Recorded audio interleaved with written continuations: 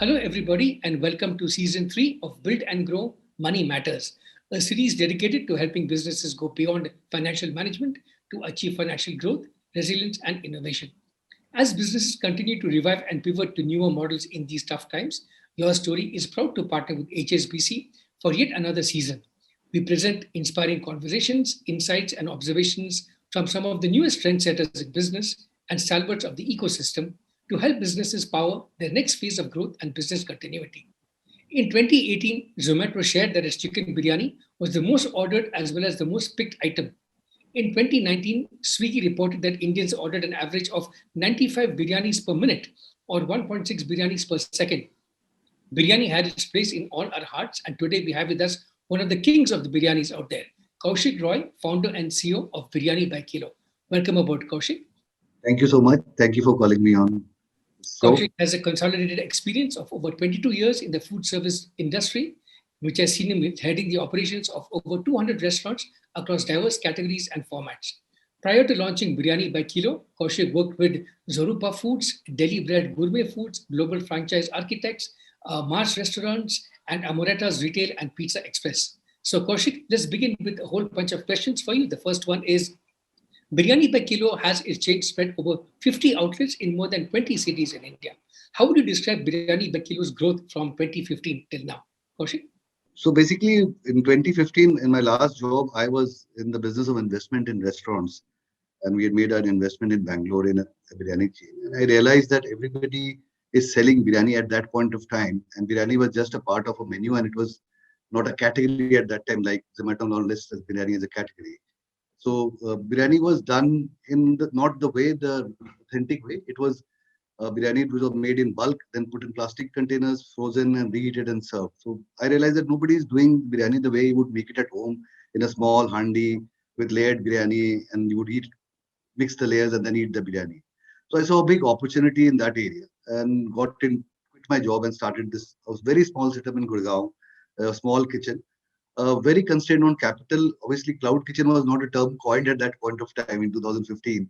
It came out of a necessity because I didn't have too much of capital. So I said, I'll sell good food, but we'll deliver to customers' home. And in fact, Zomato was not there in the delivery platform. It was just a discovery platform at that point of time. Swiggy had not come to Gurgaon. They were just getting their feet wet in Gurgaon. So I launched my own portal, Biryani by Kilo, had my own delivery feed. And I said, I will deliver good food since I can't afford a retail outlet. And I've seen a lot of failures in retail front end, and I had very little capital and had to succeed. I was 47 years, I could not go wrong. So came up with the idea of individually cooking every biryani in a pot, like you would do it at home, and serving the same pot to the customer. And using the best quality ingredients, the most expensive the rice, best quality meat, masalas coming from Kerala, and send it with a small chula and arch that you can reheat the biryani or give the final dum at your place. So that is how it all started. And I think people loved it as soon as we started. And you know the story. We are at 20 cities now, more than 50 outlets rather. I think thanks That's a for terrific customers. backstory, Kaushik. At Biryani by Kilo, you make a sincere effort to revive the Khansamla tradition of cooking by serving the biryani in handmade handis. Tell us more about this process for those of us who don't know it very well. Kaushik? So there are the Khansama style is the old style where we did not have recipe written down. The chefs used to just put things according to a certain estimate that they would have, correct? But come out with real good food. So basically, when I started off, I wanted to catch those recipes that they were using, and they were not literate people that would probably could create great kebabs and great biryanis. So I got hold of a bunch of people from Lucknow and from the south and got them on board. And obviously, they were not used to a corporate environment, but got them on board. And I said, you just follow your passion and cook food the way you would cook food. I will make it as a standard process. That is my job. I have done it all my life. So they would come. I would give them bowls with masalas pre-weighed in a bowl, and they would just pick up and throw it in the masala for the biryani masala for the kebab. I would subtract it from the total weight and get the recipe. That is how I converted a khansama recipe into a process-oriented recipe which could be replicated across the board. So that is the way I started off. And those employees are still along with me, and I have huge respect for this kind of cooking that was there. Also, the Khansama style cooking is a slow cooking, and we are the only ones in the country who cook every biryani on receiving the order. We take 30 to 40 minutes to cook the biryani, and it is not prepared and kept. Only the marination is done and kept. On the order comes in, we give the fresh dum to the for the in the handi and then send the handi to the customer. That is another thing that the Khansamas do, is cook fresh for whenever the order is there. It is not prepared and kept. Thanks for telling us about the Khansama tradition there. Another very interesting aspect of your tradition is that you use premium basmati rice that is naturally aged by 2 years. How important is the age of the rice, 2 years, for example, when it comes to the flavor of the biryani? Kaushik? So for everything in life, there's a shortcut and there's a long cut. So we've taken the long cut of getting the most expensive rice in the country. First of all, we are the only ones beside five-star hotels and all using the most expensive rice. It is natural. When I say naturally aged, it is kept in silos for 2 years to age naturally. The other way of aging rice, which most people use, is by artificially giving steam and aging it in 2-3 months time. So the difference, obviously, as a customer, you will only know the difference after you eat it. By looking at the rice, probably you will not see the difference. They look the same. But after you eat the naturally aged rice, you will never feel heavy on the stomach. For example, when you eat rice in the afternoon, you feel sleepy. That is because of the starch content. It is artificially aged by steam. But a naturally aged rice will make you feel light on your stomach. You will not feel sleepy after eating a biryani in the afternoon. That's for sure. So that is so obviously that comes with a price when you keep it. It's like a whiskey. The longer the age of the whiskey is more expensive. So similarly for the rice as well. So that is how it is. So we use them. So we've been very, very concerned or rather careful in using best quality ingredients. And rice is just one of them. That's a great story about the purity and the quality of your product. For those of us who are not foodies or not who are newbies in this space, who are foodies but newbies, can you tell us what's the difference between all these different types of biryani? Mughlai, Hyderabadi, and Kolkata biryani, for example. Sure, sure. So there are a lot of types of biryani. In biryani in India is not only restricted to three styles. Every region has a style of biryani. But the ones that we sell are the most popular ones. In fact, Hyderabad is the most popular one, followed by Lucknowi and then the Kolkata. So I'll give you the difference between all. So Hyderabadi is more, I would not say spicier, but masaledar. There's a lot of spices in various ratios. So you'll feel the flavor, and it is called a kachi biryani. So there are basically two styles of biryani: a kachi biryani and a pakki biryani. And Hyderabad is a kachi style biryani where the chicken is raw, marinated with parboiled rice and dum cooked. That is why it is called kachi, because you use raw meat in that. And whereas the Lucknowi or the Kolkata style is a pakki style where the chicken is partially cooked and the rice is partially cooked. They're mixed together and then dum cooked again. So that is the difference between kachi and pakki. But in terms of flavors, they have a different palette altogether. So Hyderabad is much more spicy or more masaladar, more masalas are used. And the Lucknowi and the Kolkata is very flavorful. They use basically yakni gravy, which is made out of stock, chicken or mutton stock cooked, and the meat is cooked in that with lot of flavors in them. So there are spices are lesser, but the flavors or the aromas are much higher. A lot of kevda is used in that.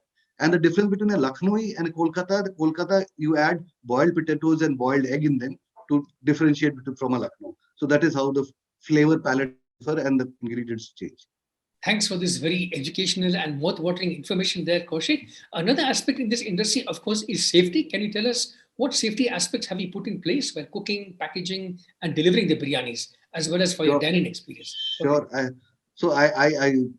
Sorry to say this. I see a lot of people now worried about safety after this Corona has come in, and thankfully, Biryani By Kilo has been following the safety norms before the Corona came in, and so we are the first one to probably come out of the pre-COVID, come out of the sales or get to the pre-COVID sales much faster because we've been following safety norm from day one because obviously hygiene one of the most important thing. So first of all, the handi that you get to your home is a sealed handi, which is not touched by hand. So obviously, and it is cooked at 300 degrees centigrade. So anything cooked over 60, 70 degrees centigrade is safe because there is no bacteria or viruses in them. So it's cooked at 300 degrees centigrade, sealed and sent to you. So once the ingredients are put and sealed, nobody touches it. So that is one of the most safety things. Secondly, as a practice, our hand sanitization at our outlets is done on a every hour basis through a reminder from the app. So there's a timer that goes up saying that you need to wash your hands. Everybody leaves everything they're doing in the kitchen, goes and washes their hands. So this was a practice from day one. Any HACCP certified companies also does this as a practice. So we've been doing this. Obviously, wearing caps and masks are something that people are doing now. Caps people used to wear, but masks is something that people do now. But we've been wearing masks in food prepare area, washing our hands. The riders sanitize their bikes before delivery, sanitize the bags before delivery. all of them are vaccinated as of now. We have live cameras in the kitchen, so you can log into a website, see the kitchen live and see the food being prepared, so to know how hygienic our kitchens are. Also, every rider's temperature is logged on real-time basis on the website. So once you want, if you're ordering from a certain outlet, you can go to the website, take the drop down, and see who all are present on shift at that day and what is their temperatures. And there are alert system. If somebody has high temperature, is not taken on duty, is sent back home and taken given rest. So that is also, we've taken a lot of steps even before COVID, and now probably more stringent steps to ensure the safety of this. So it is much safer to eat a product, and you can be 100% sure there is no contamination on the food that is being delivered from our kitchen. Those are some very impressive guarantees there, Kaushik. Let's turn now to some numbers. In just 6 years, you've grown your revenues, I believe, from 86 lakhs to 100 crores. Can you tell us a bit more about how you achieved this incredible feat, Kaushik? So initially, obviously, when we started off a very low scale in Gurgaon, in NCR, National Capital Region, with one outlet. And once we saw the customers' feedback that people were loving the idea of a biryani made fresh on every order, everybody initially discouraged me, saying that people don't want to wait so much. I mean, in India, people are used to a 30-minute pizza. Nobody will order for an hour and a half or 90 minutes for a biryani. But then people started realizing that a fresh dum cooked biryani actually takes time. It cannot be served in 20 minutes or 30 minutes to your home. And people started appreciating the difference between a fresh cooked biryani or a biryani that is reheated or assembled and served to you. So I think obviously customers have supported us over the year, and we got a lot of encouragement by seeing the kind of repeat rates of customers that came in. And we had investors interest take a lot of interest in the model, because it was a model that was doing well. Customers were coming back to us again and again, and we got investment from institutional investors, and which like IV Capital, who invested a lot of money in us. So we started from one outlet to two to three, and then we had an institutional investor. We started expanding rapidly. We wanted to be the leader in the country, and and the rate that we are going, hopefully we'll be the leader soon in the country. So that has been a wonderful journey. But I think thanks to our customers, our passionate employees who have been believed in what we started off, that we are going to deliver best quality biryani in the country to your homes. I think that is the one that has kept us going so far. That's a great promise to customers, Kaushik. Tell us a bit more about cloud kitchens. You mentioned it very briefly a bit earlier, but how is this coming into your business model now, cloud kitchens? So as I said earlier, the cloud kitchen for us was a necessity at that point of time, and I did not know the term cloud kitchen. Only it happened once Zomato became a little bit aggressive and Swiggy became aggressive. People started opening. For us, cloud kitchen came up because we had very little capital. We wanted to serve good food and deliver to the customer's home. Could not afford a dine-in at that point of time. I've seen, you said in the beginning, that I've done over 200 restaurants. I've seen a lot of failures in my career. A lot of restaurants shut down, not because of you're not selling good food, because your location is not right. And there is no scientific way of defining a great location. It could be shut down because of the metro construction happening, and for 6 months the road is blocked. So it is not under your control. That gave us the idea of doing a cloud kitchen. But as soon as we opened the cloud kitchen, we realized that this is a more viable model from the economics point of view, because you are saving one of the biggest expenses in the retail industry, is the rent, which is a huge percentage in the P&L. Approximately between 15 and 20% of your goes in rental. And when you take a cloud kitchen, you don't necessarily have to be on the high street. You don't need a signboard. You just need to be centrally located. You could be on the first floor, and that makes the model much more viable. And the rents are one third, one fourth standard rental of that area, and you still deliver in that area with much lesser rental. That is how I think we've gone forward. But we've started doing one or two dining outlets in every city now, to have the customer experience the biryani sitting down in a restaurant. They can see for themselves how hygienic we are, what quality, and then they can go back home and order the biryani. Yes. Thanks for bringing up the issue of finances there when you talked about the cloud kitchen. Let's talk a bit more about funding now, Kaushik. You've raised funding from some prominent investors. You even had one round amidst the pandemic. Can you share with us some of your lessons around fundraising? Funding, I think everybody is raising funds now.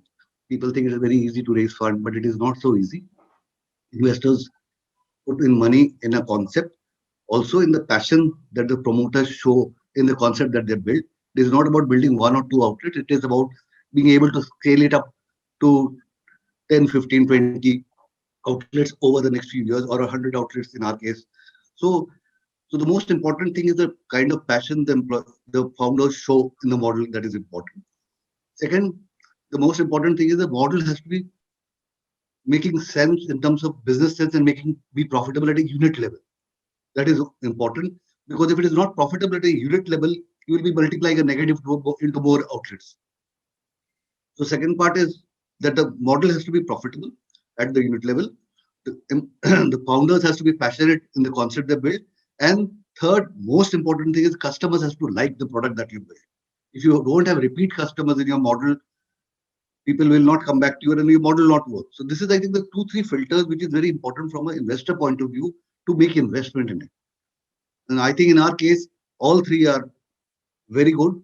We are committed to what we are doing and building a big business and being the leaders of biryani in the country. Speaking of investment and growth, Kaushik, this year you have opened dine-in outlets in Gurugram and here in Bangalore also. So is there anything new we can expect from these stores? I believe, for example, that you're trying out healthier variants like quinoa biryani and even brown rice biryani. How does all this work, Kaushik? So as we said, we started with the delivery format, and then we realized that when we went to two tier cities initially, like Chandigarh or Jaipur, we realized people in Delhi we were big. We had 15, 20 outlets, so people know us by name.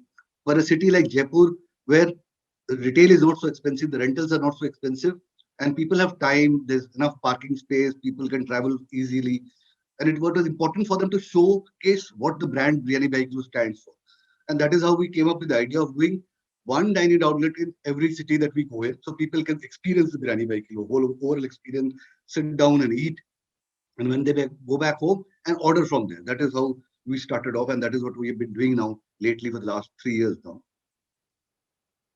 Off late in the last 2-3 months, we've started experimenting with various types of biryani. So we've been doing the traditional style, the Hyderabadi, Lucknowi, Kolkata, and as you rightly said, we've just recently launched the brown rice biryani, which is the healthier version, which is the again natural rice.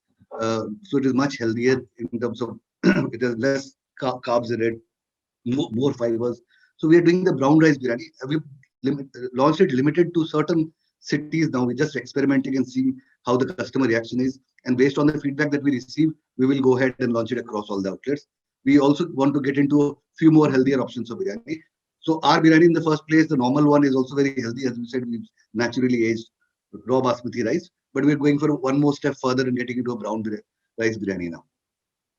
That's great to hear of your creativity in this food space, Kaushik. But one amazing thing is during the pandemic last year, you donated 40,000 plus meals, which is a terrific, commendable effort from your side. And to support the cause further, you also launched the PKK Cares campaign. Can you tell us a little bit more about these campaigns and how can people contribute to your initiatives during the pandemic? So BBK Cares is a campaign, or rather, we have dedicated one day a week to give food to underprivileged in every outlet. That we have been doing for a while. But when Corona hit us, we made it a regular activity on a daily basis.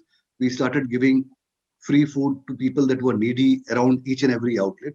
We also tied up with the NGO called Robin Hood Army and started giving food in the hospitals to the people who were needy, who did not have relatives coming into the hospital. We were supplying this. We did activity in Mumbai. A lot of celebrities also helped us in promoting this concept.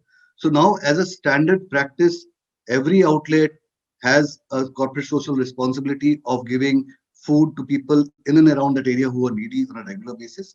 Also, customers, if they want to contribute, we charge a small fee for one per meal, and we contribute the equal quantity of what the customer puts in on the web. So if you can go to the website and commit to the number of meals that you want to give free, we will contribute this equal amount and give the same food to the neighboring areas, and we'll put it on a Facebook and all our campaigns so that people know that we've done that.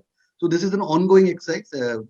Initially, it was just restricted to once a week, but with Corona coming in, we now do it on a regular basis. That's a very inspiring story of BBK Cares. Kaushik, let's turn now to some more questions about the future. A recent FICCI PwC report pegged the Indian organized biryani delivery industry at around rupees 2,500 crores per annum. And according to food delivery apps, it is among the most popular dishes ordered. So, keeping that in mind, what's your future plans in India? What are some of your plans maybe to go to overseas markets, for example, Kaushik? So, yes, you're right. As you rightly said, I think because biryani in the last few years have become very, very popular. And this is And there's no incumbent leader as of now, unlike a pizza or a burger like you have Domino's and a Burger King, McDonald's. So there is no incumbent leader in the biryani category so far. And if their leader has to come, it has to come from India because it's a product that comes from India. So we aspire to be the incumbent leader over a period of time. But in terms of short-term goal, we are looking to be across all cities in India and get to 100 outlet by next year. December is the target that we have. We are at 50 now. We should be able to get to 100 by next year and or cross that number by next year for sure. And thereafter, look at international markets. There are some obvious markets, the Southeast Asia market, which is very people eat rice a lot. So we will look at those markets, and hopefully one day we will become the leader of biryani. And it comes from India. India should feel proud of that. That's a very inspiring vision you have there, Kaushik. Now, for the last two questions, I want to ask you a little bit about money. The name of this show is Money Matters, of course. So, my question to you now is what is your relationship with money? You talked about it professionally, but maybe personally, even philosophically. How do you think of money? How do you approach money? What do you want money to do for you in your future, etc.? Kaushik? So if you ask me personally, I've been my career has been ranged for many years, and I've grown up the ranks. I started my career as a waiter, so I've seen very little money coming in my initial career, and then grew up to become a CEO of companies and all. So I had a small habit of making a small P&L for the 2,000 rupees salary also when I used to draw 25, 27 years back, and whatever money that I drew as a CEO of a company. And I still go back and look at time. Obviously, that time Excel was not there. It was in a notebook. I used to make those P&Ls. And I still have the habit of making, and until a few years back, 15 years back, when I used to draw 30, 35,000 rupees salary, and Excel was there. I still have those Excel safely kept with me. So every month I have a discipline of making a budget based on the money that I earn and what are the expenses I'm going to do and what savings I'm going to do. So that discipline has helped me. I'm a very disciplined man when it comes to spending money. I'm not a miser. That is, don't get me wrong when I make a P&L, but I want to track whatever expenses that happen. That is very, very important so that you can always look back and improve on things that you should not have got done. It's not that you don't splurge. Yes, we splurge personally also or buy things that you want to enjoy once in a while, but it is very important to know that could you have done without it or not. This is something my father taught me, and I try and follow it very strictly. And I still make a P&L of my own. Like any organization or for the organization that I do it, I still have a personal P&L. And I love doing it. It just takes 10, 15 minutes of my time, but I think it's worth it. Those are some very interesting insights on fiscal discipline, Kaushik. I think our audience would greatly appreciate that, especially in this day and age. And my last question for you is you've worked a lot with investors, bankers, and so on. So, what's it like to work with this banking community? What can they do better to work with entrepreneurs like yourself and maybe the ones in the audience? Kaushik? So I think so. There are two types of investors or bankers, whatever you would call it. So one are which are hands off. When I say hands off, is somebody who believes in the concept, sees the bigger vision, and puts in the money, and trusts your judgment and gives an overall direction of how you should be going. And but the day-to-day operation is left to the individual to run it. So because he knows his business better. And the other set of investors are investors who put in the money and also put in a lot of their time and get involved like a hardcore operations guy. If I am given a preference because I would like a hands-off person, yes, I would need a lot of guidance based on the experience of various sectors that they have, learnings of different investments that they make that we should replicate. But the day-to-day or nitty-gritty should be given left to the founders to run the business because I think they have a more understanding of the pulse of the business, which cannot be done on an Excel, which is obviously we are a brick and mortar business, so we learn it on the ground. And I have been on the ground all my life, so I would like to be a hands-on person and have somebody just guide me. I think that is the kind of investor that I would probably be. Thanks for your insights today, Kaushik. I think three key takeaways for me are the three S's: style, safety, and service. B, pay a lot of attention to style, especially in industries like cuisine and gourmet food and so on. Secondly, safety in this pandemic era is extremely important. And thirdly, service. Make sure you give outstanding service, whether it's B2B or B2C and so on. Kaushik, thank you so much for joining us today. We wish you all the best in your journeys ahead. Thank you. It is a pleasure being with you. Have a nice day.